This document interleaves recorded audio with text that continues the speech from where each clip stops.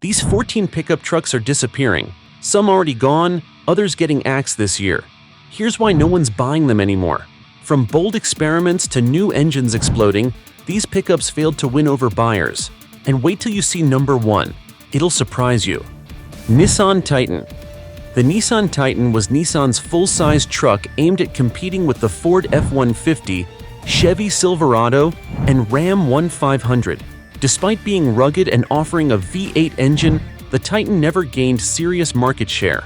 Domestic truck buyers stayed loyal to American brands, and Nissan lacked the dealership and aftermarket support needed to sway them.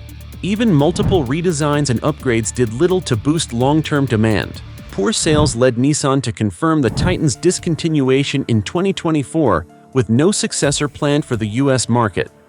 Ford Ranger, Old Gen. The original Ford Ranger was a compact pickup sold in the United States from 1983 to 2011. By the early 2000s, demand for compact trucks declined as full-size trucks grew more fuel-efficient and versatile. Ford discontinued the Ranger in 2011, believing that buyers would move up to the F-150. However, mid-size trucks rebounded in popularity, and Ford brought the Ranger back in 2019 with a larger, modern design. Still, the original Ranger's retirement marked a shift in how truck sizes were positioned. Chevrolet Avalanche. The Chevrolet Avalanche tried to blend a full-size SUV with the utility of a pickup.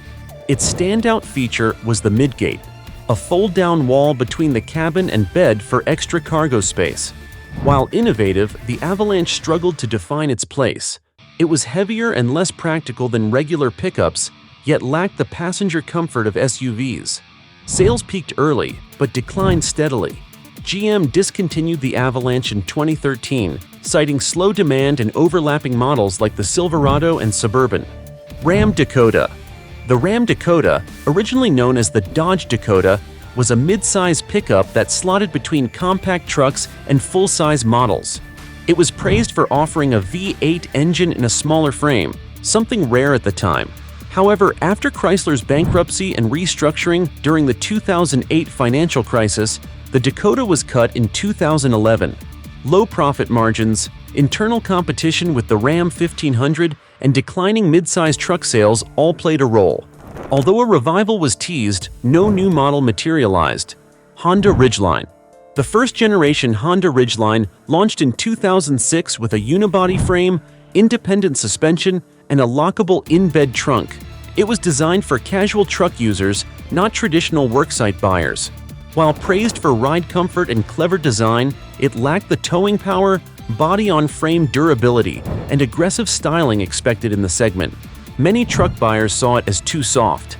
Sales dropped after initial curiosity wore off, and Honda ended production in 2014 before revamping the Ridgeline for a second generation. GMC Canyon SL. The GMC Canyon SL was meant to be an entry-level mid-size truck, but it never caught on. Buyers expected more features for the price, especially when competitors like the Toyota Tacoma or even the higher trims of the Canyon offered better value. The SL lacked creature comforts, modern infotainment, and powertrain options that appealed to real-world drivers. Fleet customers may have kept it afloat briefly, but individual buyers passed on it. Over time, GMC quietly moved away from promoting the SL trim altogether. In today's competitive truck market, bare-bones models with no tech and low performance simply cannot survive. Toyota Tundra, previous generation. Before its major redesign, the older generation Toyota Tundra was falling behind fast. Its outdated design, clunky ride, and poor fuel economy made it hard to justify next to trucks from Ford and Ram. While Toyota built a reputation for reliability, the Tundra's aging platform and lack of modern features held it back. It could tow and haul, but it felt stuck in the past. Sales dropped, especially as other brands introduced hybrid and turbocharged engines. Toyota eventually realized it needed a complete overhaul, and that's exactly what happened. But the older Tundra? It quietly faded into history. Ford F-150 Diesel. The diesel version of the iconic Ford F-150 launched with high hopes.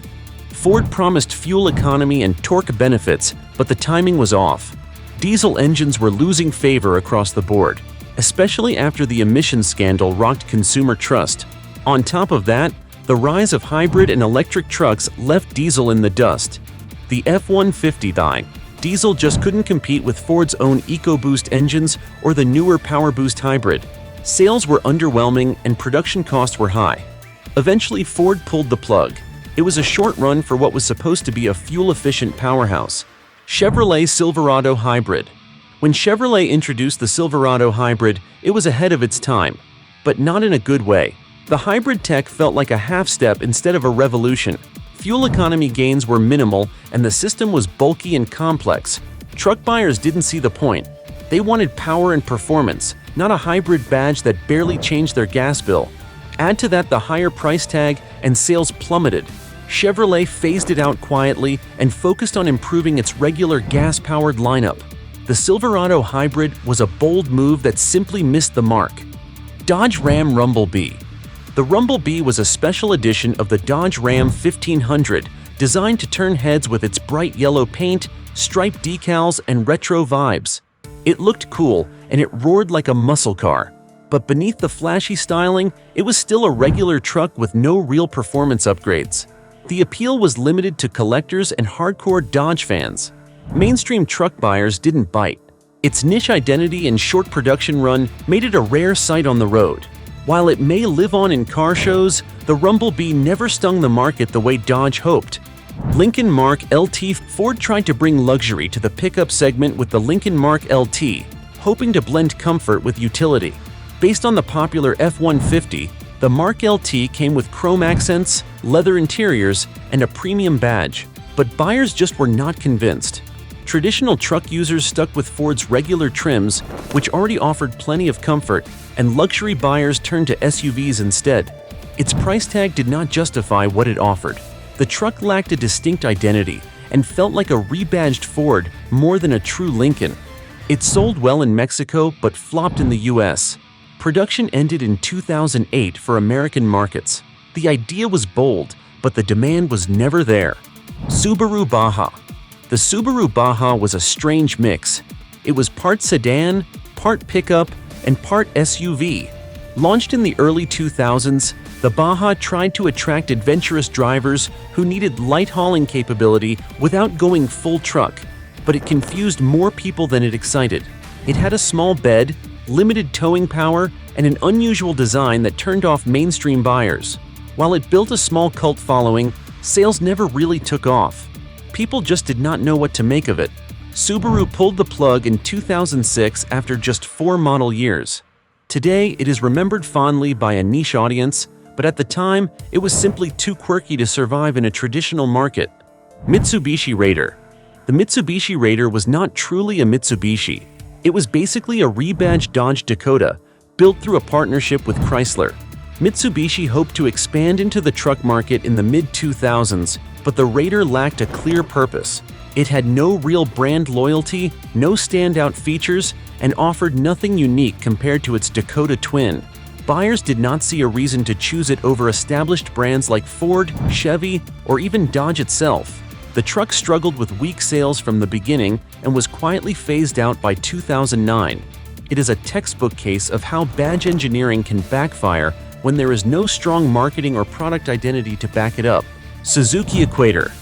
The Suzuki Equator was a mid-sized truck built on the Nissan Frontier platform. Released in 2009, it entered a market already saturated with better-known names. Even though it had decent build quality and performance, it suffered from poor brand recognition and very limited dealership availability. Suzuki's declining presence in the US did not help either. Buyers were wary of parts availability, resale value, and long-term support. The Equator never gained traction. It sold in extremely low numbers and was discontinued by 2012. It is one of the rarest modern trucks on the used market today.